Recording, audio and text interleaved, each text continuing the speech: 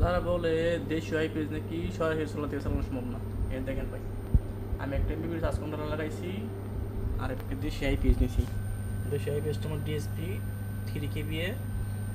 এখন বর্তমান লোড আমি দেখাচ্ছি কত লোড আছে। আমার লোড আছে 1393 ওয়াট লোড আছে।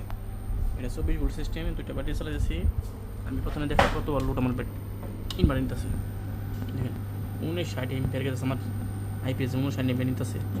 তার মধ্যে আপনার সোলার থেকে আসতেছে হলো 45 এমপিআর। দেখেন সোলার থেকে 45 এমপিআর এনেছে, 45-44 এরকম আইতেছে আর কি। আর যে বাকিটুকু এমপিআর বেশি লাগে ওইটুকু আমার ব্যাটারির সাথে শেয়ার করতেছে, কারণ আমার তো লোড বেশি, এই জন্য আর কি ব্যাটারির সাথে 13-14 এমপিআর ব্যাটারি থেকে।